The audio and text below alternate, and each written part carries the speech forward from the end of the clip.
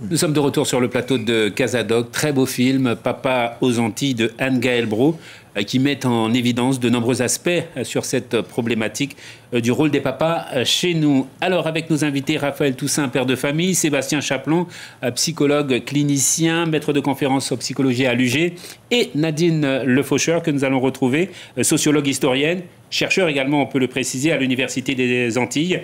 Nous ferons la lumière sur la place des pères dans notre société. Alors, père absent, irresponsable, infidèle, polygame, géniteur, ce n'est pas moi qui le dis, ce sont les témoignages et les réactions d'une génération d'hommes et de femmes dans le documentaire. Est-ce que cela vous parle, Raphaël Toussaint? Alors, ça me parle beaucoup, mais aussi le contraire. C'est-à-dire que dans ma vie, mais on va en parler tout à l'heure, c'est plutôt le contraire que j'ai vu à titre personnel, mais par contre dans mon entourage immédiat. Géniteur absent, polygame, qui est marié alors qui va se marier dans un deuxième foyer alors qu'il est déjà marié. Bon, oui. Quel est votre vécu, vous, avec votre père, justement? Parlons-en un petit peu. Alors, mon père, pour moi, c'était l'exception. Parce que je suppose que c'est dû à la religion. Ma famille est très religieuse des deux côtés, donc mon père était très présent. Bien que ma mère avait toujours sa place de potomitan, quand même, mais très présent. Je vous donne juste un exemple. Oui. À ma naissance, c'est lui qui a fait les premiers bains, le premier biberon et tout ça. C'est toujours lui qui a tout fait, qui nous a emmenés à l'hôpital quand il fallait et tout. Donc, on ne peut pas faire plus présent que ça.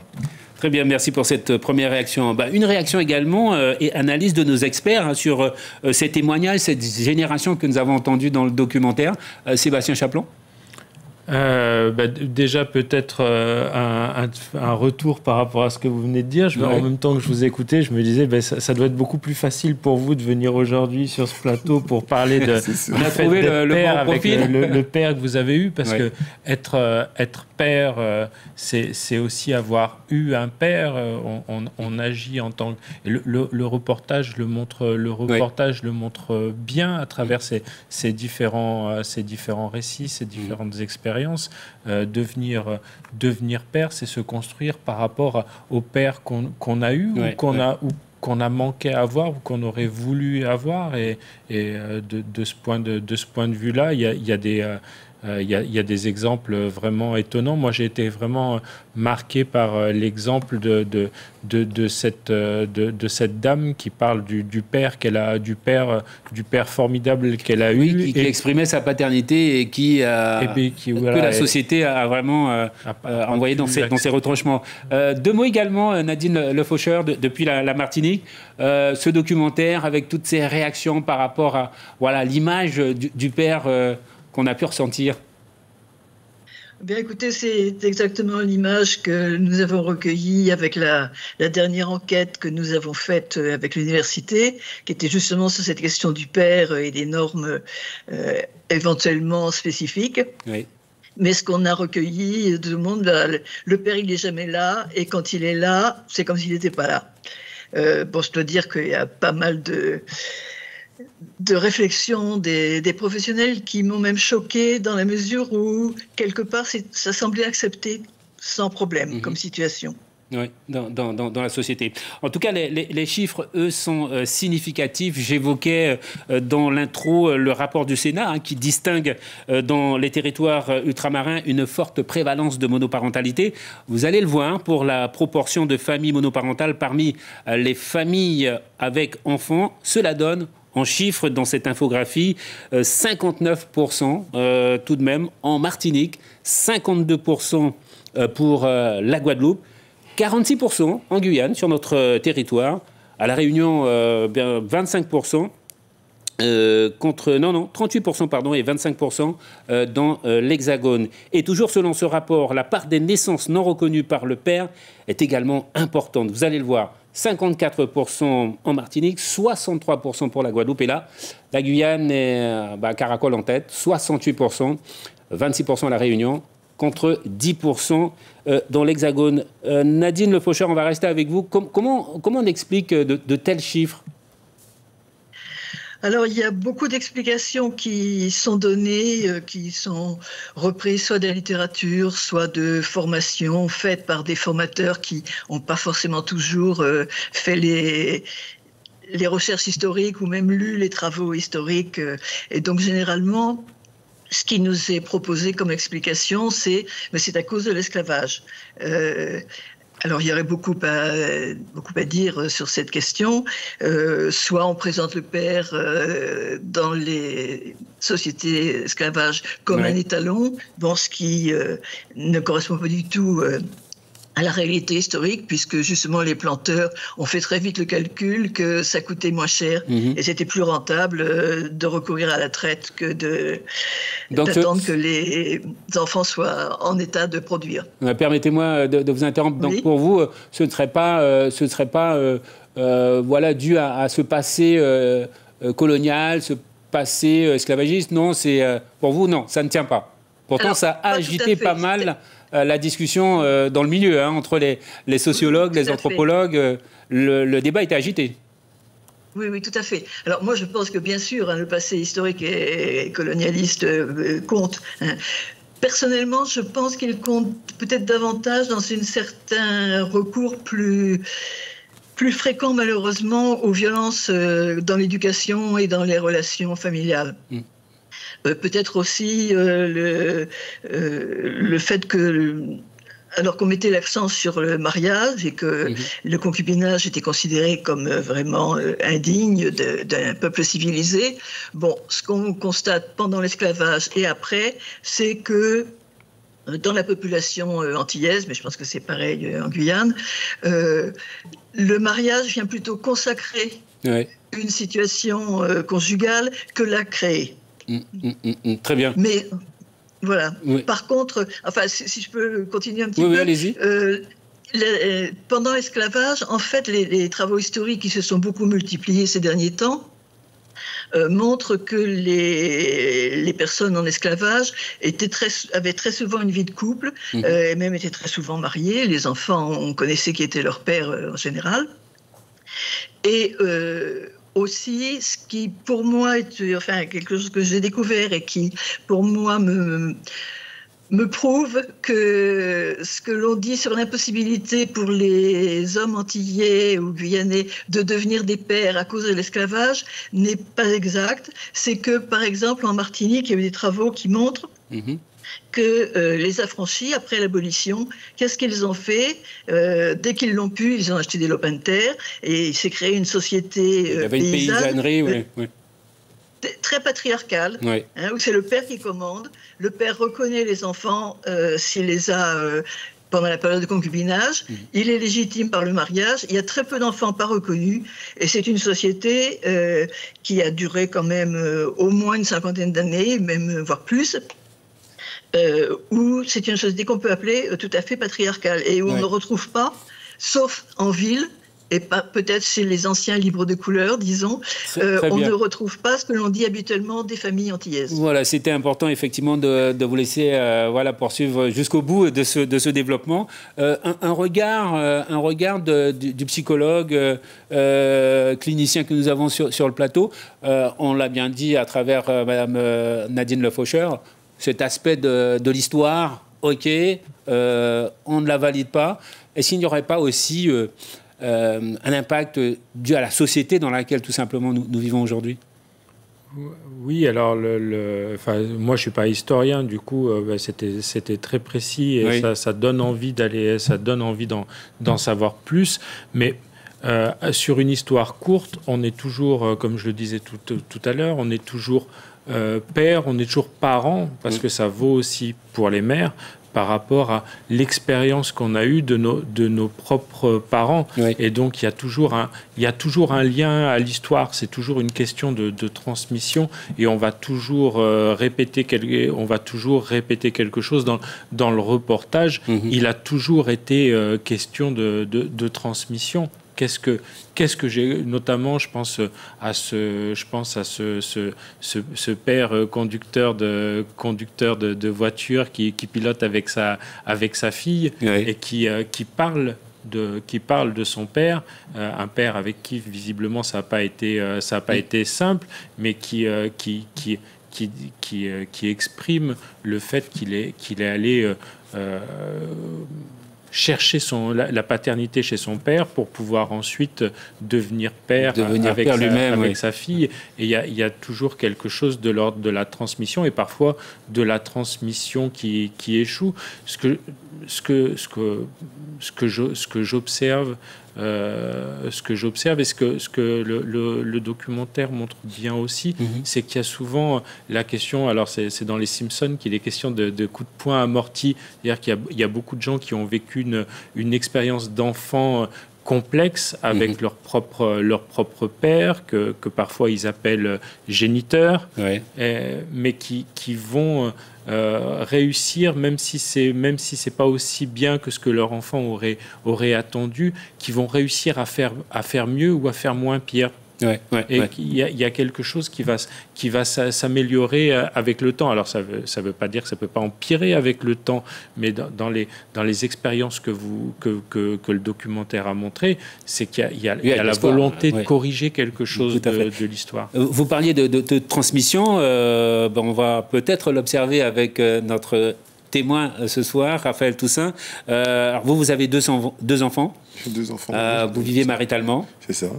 Tout le contraire de la famille monoparentale, donc famille nucléaire, on va dire classique. Est-ce que cela est dû, selon vous, à l'éducation et le cadre familial dans lequel vous avez grandi? Ce choix que vous avez fait aujourd'hui d'être le père qui assume Alors au départ, moi je ne voulais pas justement suivre cette voie-là, bizarrement. Ah bien, oui. Parce que le modèle que j'ai eu de mon père était difficile à égaler. Enfin non, c'est ce que je pensais. Vous l'aviez classé C'est ça. Père et mère, des deux. Oui. Et donc, finalement, j'ai 2 enfants aujourd'hui. Et effectivement, ça n'aurait pas été possible que je fasse autrement. C'est-à-dire que si j'avais fait ce qu'on dit, les chiffres qu'on nous montre, là, si j'avais fait comme ça, je pense que ça aurait été difficile avec mes parents, notamment mon père. Parce qu'il y a une transmission très jeune, il m'asseyait, il me parlait. Alors, pas beaucoup. Mais tout ce qu'il me disait était très ciblé. Voilà, il faut choisir tel type de femme. Quand tu es un père, tu dois faire etc., etc. Vous êtes un peu formaté? Je vais dire même dressé, on va dire ça. Oui, formaté. Ça va dans le sens de ce que disait Sébastien Chaplon. Donc il y a aussi cette transmission qui se fait et on a l'exemple concret. Excusez-moi, même dans ce qu'elle a dit... Nadine Le Faucheur, oui. Puisque si je prends mes 2 parents, l'enfance de ma mère était très violente. Mon père, pas du tout. Et en fait, des 2 parents, celui qui me corrigeait le plus, c'était ma mère. Avec de la violence, et mon père, jamais. Même pas élevé la voix, rien du tout. Donc, effectivement, la transmission est très importante. Je pense que quand tu as un exemple... Et d'ailleurs, c'est pour ça que ma femme m'a dit de venir. Je pense que quand tu as un exemple de père qui fonctionne, en fait, tu es obligé de le suivre. Pour tout vous dire, j'ai dû négocier la présence du père par madame. Vous voyez, comme quoi... Nadine Le Faucheur, une petite réaction sur les propos de Raphaël Toussaint. Alors oui, moi je pense qu'effectivement la transmission est très importante. Et dans les pères que nous avons rencontrés, on voit 2 réactions. Il y en a qui font comme leur père et disent je suis mentillé, c'est dans mon sang, c'est dans mes gènes, je vais à droite à gauche, etc. Et puis oui, les enfants, ok. Mais il y a aussi ceux qui disent surtout pas comme mon père. Je me suis toujours juré de ne pas reproduire ce que mon père avait fait. Je ne voulais absolument pas vivre comme mon père. Ça, on l'entend très souvent. Alors, je reviens vers vous, Raphaël Toussaint. Vous êtes enseignant, vous êtes. Je suis enseignant. Mais votre formation initiale, c'est. Je suis infirmier de formation et on va dire spécialisé en psychiatrie adolescente. Et donc, vous avez rencontré dans ce cadre-là des familles, vous les avez accompagnées. Est-ce que vous avez relevé ou observé des choses dans le cadre de cette structuration de la famille dont on parle ce soir et que vous voudrez évoquer? Ce que j'ai observé, c'est que, je pense que c'est un lieu commun. La monoparentalité, c'est très compliqué, autant pour les enfants que pour les parents. Bon, après, ça fonctionne normalement, mais c'est quand même mieux d'avoir 2 parents. Ce que j'ai observé aussi, et que j'observe d'ailleurs dans mon métier de prof également, c'est que les pères, ils sont souvent en retrait. Même quand ils sont présents, ils sont en retrait. Et ils n'interviennent que pour corriger ou un petit peu adoucir les décisions de la mère. Je parle de la mère créole. Oui. Voilà. C'est ce que je peux dire. Vous abordez cet aspect, Sébastien Chaplon, de la présence, en tout cas de la perception que l'on peut avoir du père dans la société de façon globale, et notamment dans le milieu scolaire, où oui, c'est surtout la maman en fait, que l'on voit. Deux petits mots sur cet aspect de la réflexion que vous avez portée d'ailleurs dans cet ouvrage que vous avez amené ce soir. Oui, mais le père, c'est pas simplement le père. Et puis votre exemple, l'exemple de vous qui êtes venu par l'intermédiaire de votre épouse, c'est votre compagne, votre épouse, qui vous nomme père, qui vous reconnaît père et qui vous amène ici en tant que père. Mais on parle beaucoup de père, mais c'est aussi la mère qui va faire le père. Le père, il passe par le discours de la mère. Dans le reportage, il y a ce monsieur qui fait un très beau témoignage dans la mangrove et qui parle de la position des différentes positions des pères qui peuvent être morts, qui peuvent être absents, mais en même temps, il faut toujours se rappeler que même si le père, il peut être parti en forêt pendant des mois ou parti à pêcher pendant des mois aussi, comme il peut être présent tous les jours à la maison, son existence va aussi beaucoup dépendre du rôle que lui confère la mère. C'est-à-dire qu'il peut être présent et mis en absence par sa femme qu'il aime, par sa femme, par la mère des enfants qui a plus de sentiments pour lui. Et peut-être que quand elle appelle chérie, c'est les enfants qui se retournent, jamais le père. Le père, il peut être mis en absence alors qu'il est présent, mais il peut être aussi tout à fait présent alors qu'il est décédé depuis longtemps ou alors qu'il est parti. On a des pères qui ont quitté, qui n'ont pas pu tenir la condition de père et qui ont très vite quitté la femme qui était en train de devenir mère parce qu'il y a quelque chose qui leur a fait peur, qui les a terrorisés même parfois. Mais peut-être que la femme qui est devenue mère, quand elle parle de cet homme qui est leur père à ses enfants, elle le fait avec beaucoup d'admiration, parfois de l'ambivalence, mais donc ça va beaucoup compter. Oui. Ceci nous amène à peut-être à aborder cet exemple dans notre société, Nadine Le Faucheur, cette femme potomitan. Que peut-on dire de cette image, de cette femme potomitan qui prend de la place, qui parfois supplante même le père? Comment analysez-vous cette image? Et on fera le tour du plateau. Alors, le potomitan, c'est pas toujours une femme, hein. Ça peut être un homme. C'est la personne. Dans nos sociétés, c'est la femme potomitan. Tout à fait. Mais même dans notre société, on voit, mon père, c'était le potomitan. Oui. Mais bon, en général, c'est une femme, c'est la mère, c'est la grand-mère, ça peut être une tante. C'est la personne qui fait tenir la famille. Oui. Alors, c'est un rôle qui est valorisé et valorisant. Pas mal de femmes s'enorgueillissent d'être celles sur qui tout repose. Mais c'est aussi un fardeau très lourd. Hein, ça pèse lourd. Elles supportent tout, mais ça pèse lourd. Et on commence à voir quand même pas mal de femmes qui disent il y a un rejet de cette image là aussi. Hein. Moi, femme potomitan, ça va, quoi. Hein. Voilà. Surtout aujourd'hui. Je voudrais bien partager. Hein. Oui. Et je ne veux pas forcément habiter avec le père parce que, on ne s'entend plus ou parce qu'il y a des problèmes. Mais il est le père et il devrait quand même s'occuper un peu à un niveau ou à un autre de ses enfants. Votre approche, Sébastien Chaplon, et ensuite on va entendre le père qui est là sur cette image de la femme potomitan dans la société d'aujourd'hui. Comme le dit Madame Le Faucheur, je pense que c'est aussi un rôle qui est très dur à tenir. Je pense que c'est aussi un rôle qui est très difficile à tenir pour les mères, pour les femmes qui deviennent mères.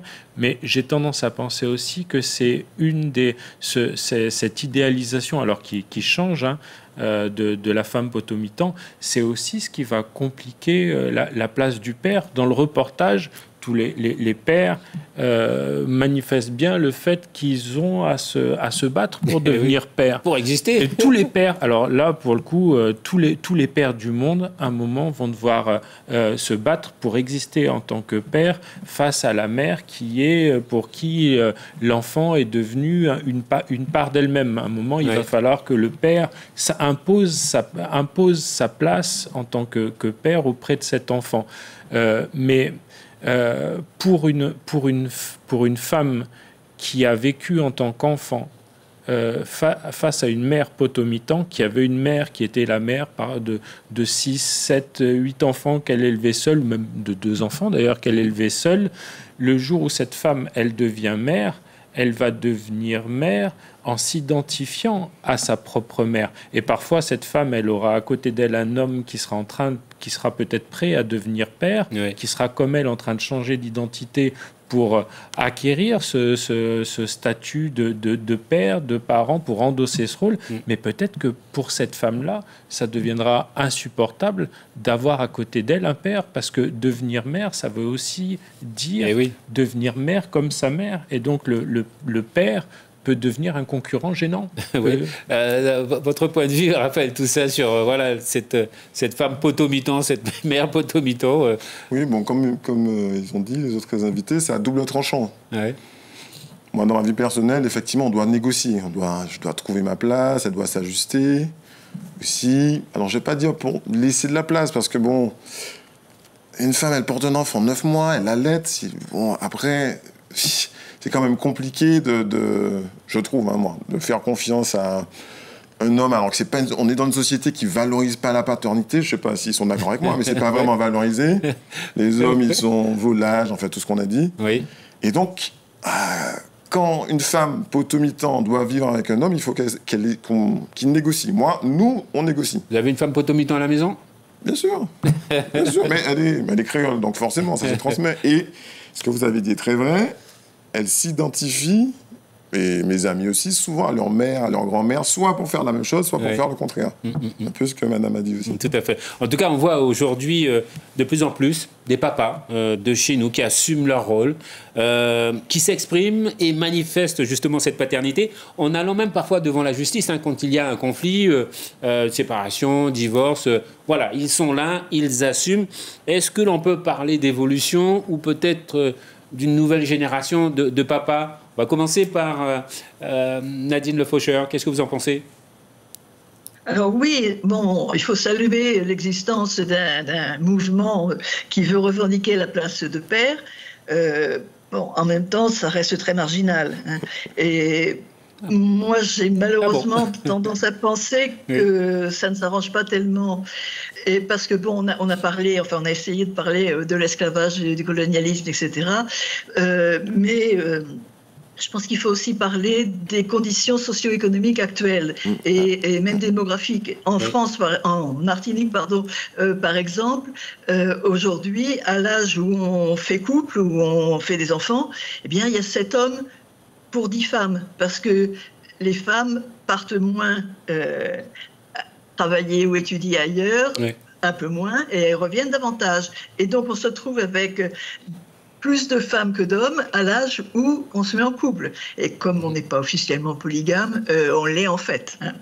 Et puis, surtout, je pense qu'aujourd'hui, si cette société dont j'ai parlé un peu tout à l'heure, la société de la campagne, où il était bien patriarcal, les femmes étaient passées d'ailleurs du code noir au code civil Napoléon, c'était pas très bien non plus. Mais cette société, elle s'est effondrée avec la crise de la canne à sucre, la crise des usines sucrières, avec l'émigration. Et aujourd'hui, en Martinique, on y naît, on y grandit, on y revient éventuellement, on y meurt, et entre deux, on n'y est pas beaucoup. C'est le lot. Quand on n'y est pas beaucoup. C'est le lot un peu de nos territoires, un petit peu aussi. Oui, nous avons cette même. Mais ceux qui restent sont aussi souvent les plus pauvres ou les moins. Et donc la monoparentalité, le problème, c'est que c'est souvent engendré par la pauvreté, la précarité, mais ça la multiplie quelque part. Bon, et Et je trouve que c'est pas forcément rassurant pour, malheureusement, c'est pas rassurant pour l'avenir de cette notre nouvelle société. génération, voilà, de papa. On arrive pratiquement à la fin de ces échanges. Et quels sont les défis, alors pour terminer vraiment selon vous, les défis pour cette nouvelle génération dans une société en mutation permanente? D'abord Sébastien Chaplin, Raphaël Toussaint, et puis nous allons... Le mot de la fin, ce sera, une fois n'est pas coutume, pour la dame qui est avec nous ce soir en plateau, Sébastien Chaplin. Je parlerai de manière générale depuis l'apparition de la pilule, des moyens de contraception, et puis avec toutes les lois qui ont l'évolution des lois. Le père n'est plus le même père, quel que soit en France, de manière générale. Le père, avant, c'était celui qui, le jour où sa femme divorçait, ce qu'elle faisait très rarement parce qu'elle était attachée à lui financièrement, parce qu'elle ne travaillait pas, c'était celui, le jour où sa femme partait, il se retrouvait un peu comme un idiot parce que les enfants, il s'en était jamais occupé, qu'il ne cuisinait pas, il ne savait pas, quand il y avait des publicités pour des machines à laver, c'était une femme qu'on mettait. De ce côté-là, il y a une évolution énorme. Il y a encore beaucoup de choses à faire, mais du coup aujourd'hui, quand il y a un divorce, c'est pas un homme qui se retrouve seul avec des enfants ou qui regarde partir la femme et les enfants en se disant qu'il n'a pas les compétences. C'est un homme qui souvent a choisi comme sa compagne de devenir père, et donc qui va avoir plus tendance à continuer d'assumer ce rôle, ce qui n'était pas le cas avant. De ce côté-là, les évolutions juridiques et les évolutions technologiques, la contraception a fait beaucoup de choses. A beaucoup agi. Pour les hommes comme pour les femmes. Les défis à relever... Le défi majeur, pour moi, c'est aimer ses enfants. Et quand je dis aimer, c'est pas juste câliner. Enfin, très important ce que vous dites, Aimer ses enfants, ça veut dire que des fois, il faut pas en faire. Si on n'a pas les conditions, il faut savoir ne pas en faire. Et puis surtout, refaire communauté. Parce que dans ma pratique professionnelle, infirmière en psychiatrie, ce que j'ai vu, c'est que les gens étaient terriblement seuls. Là, il n'y avait pas vraiment de grand-mère, pas de communauté autour, pas d'amis qui va t'aider, qui va te dire hey, là, t'exagères, laisse glisser un peu. Ce qui était la base de nos sociétés. Exactement, parce que maintenant, on parle des conditions socio-économiques. Je pense qu'ils étaient plus pauvres que maintenant. On peut dire ça. Mais par contre, j'ai l'impression qu'il y avait une communauté autour qui fonctionnait. Très bien. L'enfant, il se retrouvait avec une dizaine d'adultes vers qui pouvait se tourner. S'il n'avait pas de père, il avait quand même une figure paternelle quelque part. Complètement. Et là, c'est en train de voler en éclats. Donc bon. Très important ce que vous dites. Pour moi, c'est ça le défi. Très bien. En tout cas, on le note. Et puis, le mot de la fin, Nadine le Faucheur. Voilà, pour vous, les grands défis. Alors, succinctement, évidemment. Succinctement, écoutez, je crois qu'il y a quand même un grand contentieux entre hommes et femmes dans la société antillaise et guyanaise, j'imagine, et que je pense il faut sortir du couple potomitan, femme potomitan, père absent. Et je pense qu'il faut en sortir en essayant d'éviter que ce soit dans la guerre. Et bon, que ce soit au niveau individuel, c'est pas toujours facile, mais en tout cas au niveau social, je pense que si des mouvements de pères se développent, et ce qui est important, il faudrait éviter ce qui s'est quelquefois produit dans l'Hexagone, c'est-à-dire des bagarres et une sorte de développement du masculinisme anti-femme qui revendique la paternité. Je pense que ça, c'est pas comme ça qu'on va s'en sortir. Nadine Le Faucheur, merci beaucoup. Sébastien Chaplin, merci également. Raphaël Toussaint, merci pour le partage de tous ces éléments qui finalement appellent à la compréhension mutuelle et à la reconstruction des liens familiaux. Vous le disiez, vous l'évoquez très bien. L'enjeu est bien la consolidation des générations futures. Merci beaucoup. Voilà, c'est la fin de ce Casadoc. Merci de l'avoir suivi. Excellente soirée sur Guyane la Première. Merci, bonsoir, à la semaine prochaine.